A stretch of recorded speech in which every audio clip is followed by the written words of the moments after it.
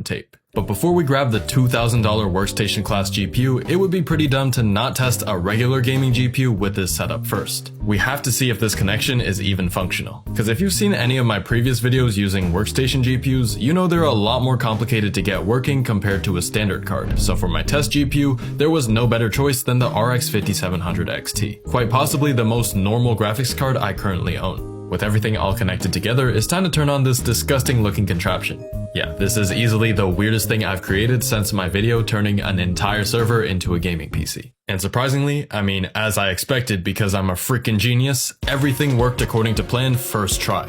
For once, something actually went right the first time on the Electron channel. Or so I thought. At this point, I still wasn't sure if the second GPU was really working. So of course, I had to open up Task Manager to find out, and I'm happy to say that the 5700 XT shows up right next to the 4050 laptop GPU. I've never seen two dedicated GPUs running on one laptop before, so that's pretty cool. But the challenge is still not complete. By the time I set this all up, I noticed it took me the entire day to get here. It's 1 AM now, so I decided to wrap things up for the night and try to get the $2,000 GPU running the next morning. Cause who knows just how long it'll take for that to happen. And let's just say it took way longer than I could have imagined. The first thing I had to do on day 2 was to decide which expensive GPU to use for this challenge, but to me, the obvious choice was to use the most expensive GPU I own, the RTX A6000. This thing packs 48GB of VRAM, and if this worked, this would be the first laptop with a 48GB graphics card. So I wasted no time in setting up the A6000 the exact same way I did with the 5700 XT, so you'd think it would be smooth sailing from here, right? But after some minutes of waiting for it to post, I saw nothing but a black screen. I tried a second time and still nothing was working. But then I remembered one important detail from the last time I tried using this GPU. The basic display driver that Windows automatically installs simply doesn't work.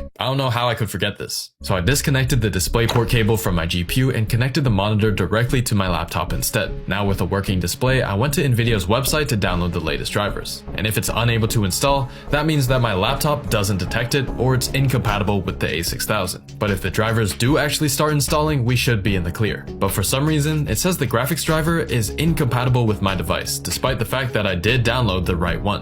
And honestly, this error did not make any sense to me. If my laptop could detect the 5700 XT, I don't see why it couldn't detect my A6000. Weirdly enough, other third-party software could detect the GPU too, it's just Nvidia's own stuff that doesn't. And if we can't get these drivers installed, the GPU will be completely useless. It's gotta be some sort of driver conflict. So my first idea was to disable my laptop's GPU. This way it would be impossible to have any sort of driver conflict, right? In hindsight, this was probably the stupidest thing I could have done because this also disables the HDMI port. So the only screen I could use is the laptop screen itself, which is a bit of a problem because it's upside down. So I had to grab some lotion. Don't know why I chose lotion specifically, but I used it to keep my laptop open and try to run the driver installation upside down. And after all that effort, it still didn't work. So we move on to plan B.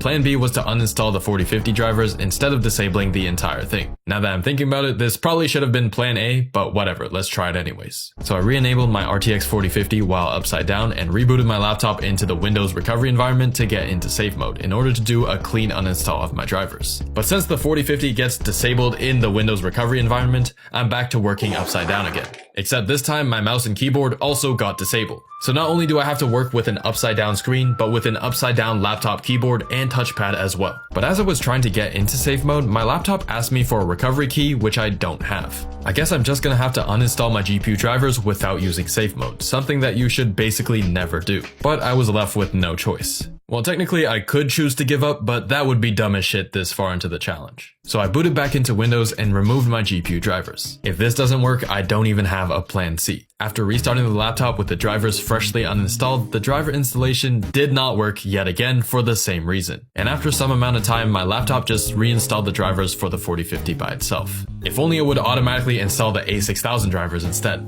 That would be convenient. But though the $4,000 A6000 didn't want to cooperate, I thought I might as well see if the $2,000 RTX 4500 Ada would. Like the A6000, the 4500 Ada is also an Nvidia workstation class card, just a generation newer, with about 10 to 15% better raw performance. Though we will no longer have 48GB of VRAM, only 24. It still has as much VRAM as an RTX 5090 laptop GPU, but still half of what we could have had if the A6000 36000 worked. Regardless, much like what we did with the other two GPUs, I connected the GPU to the dock, plugged in the power cable, and hoped for it to just work. And I genuinely could not believe it did. I don't know why, but the 4500 ADA was nothing like that.